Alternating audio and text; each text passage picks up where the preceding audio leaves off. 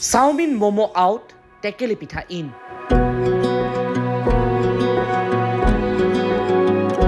গুৱাহাটী মহানগৰীৰ জনসাধাৰণৰ আটাইতকৈ প্ৰিয় খাদ্যলৈ ৰূপান্তৰিত হ'ল টেকেলি পিঠা। এতিয়া চাৰিওফালে কেৱল টেকেলি পিঠাৰ সমাদৰ। পুৱাৰ ভাগতেই টেকেলি পিঠা খাবলৈ ওলাই আহে মহানগৰীৰ জনতা। মহানগৰীৰ ভিন্ন প্ৰান্তৰ চাহৰ দোকানত এতিয়া টেকেলি পিঠাৰ সমাহাৰ। কেৱল বৃদ্ধসকলেই নহয়, যুৱ প্ৰজন্মৰ মাজতো এতিয়া অতিকে জনপ্ৰিয় টেকেলি পিঠা। স্বাস্থ্যৰ প্ৰতি সজাগসকলে ৰাতিপুৱা যদি বাহিৰত খাবলগীয়া হয় তেতিয়াহ'লে প্ৰথম পচন্দই হৈছে টেকেলি পিঠা। চাওমিন মমোৰ পৰিৱৰ্তে টেকেলি পিঠাৰ সোৱাদ লোৱাত ব্যস্ত হৈ পৰিছে মহানগৰীলৈ অহা প্ৰতিজন লোক।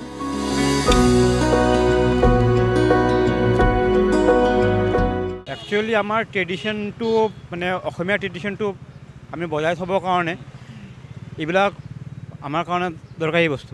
চাও ম'ম' এইবিলাকত বেছি মুহূৰ্ত দিওঁ। টেকেলি পিঠা, তিল পিঠা, মালপোৱা এইবিলাক আমাৰ ট্ৰেডিশ্যনেল খোৱা হয়। সেইকাৰণে এইবিলাক খুৱাই মানে আৰু এইবিলাক আপোনাৰ হাৰ্ম নকৰে। এইবিলাক খোৱা আমাৰ কাৰণে স্বাস্থ্যৰ কাৰণে ভাল। এইবিলাক খোৱা আমাৰ কাৰণে বেছি ভাল। কংক্ৰিটৰ মহানগৰী যদিও অতি বেছি আধুনিক হৈছে, কিন্তু তাৰ মাজতো লুকাই আছে অসমীয়া কৃষ্টি সংস্কৃতি আৰু তাৰেই সুন্দৰ নিদৰ্শন এয়া টেকেলি পিঠা। আমি আপোনালোকক চিনাকি কৰাই দিব বিচাৰিছো এইগৰাকী মহিলাৰ সৈতে। এই মহিলাগৰাকীয়ে 25 বছৰে মহানগৰীৰ জনতাক দি আহিছে টেকেলি পিঠাৰ সোৱাদ। আনফালে আকৌ গণেশগুৰিৰ এইখন চাহৰ দোকান টেকেলি পিঠাৰ বাবে বিখ্যাত। এই চাহৰ দোকানখনত ৰাতিপুৱাৰ পৰা গধূলিলৈ ভিৰ কৰে জনতাই কেৱল টেকেলি পিঠা খাবৰ বাবে। এইটো খুব ভালে। টেকেলি পিঠাটো বইল নহয়, এই বস্তুটো ভালতো, বহুত ভাল। এনে বাকী পিঠা হেৰিবিলাকতকৈ এইটো বহুত উপকাৰী বস্তু। আপোনাৰ এই বইল বস্তুটো বহুত ভাল। ভকুৱা পিঠাটো এইটো যিটো আমাৰ টেকেলি পিঠা, এইটো খালে কোনো প্ৰব্লেম নাই। বাকী বস্তুতকৈ এইটো বহুত ভাল। খাওয়াত ভাল লাগিছে, এইটো ভাল হৈছে। অলপ ক্ষতি কৰে, এইটো অলপ ভাল লাগে দিয়কচোন, এইটো খাই পেলাই, সেইটো কাৰণে এইটো খোৱা যায়।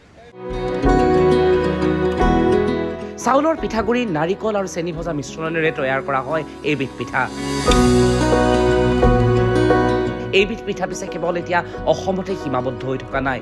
বিশ্বৰ অন্য প্ৰান্তৰ লোকেও যেতিয়া গুৱাহাটীলৈ আহে তেতিয়া এইবিধ পিঠাৰ সোৱাদ এবাৰ হ'লেও লয়। কেমেৰাত দীপজ্যোতিৰ সহযোগত সপনজ্যোতি শইকীয়াৰ ৰিপৰ্ট, নেশ্যন এনি।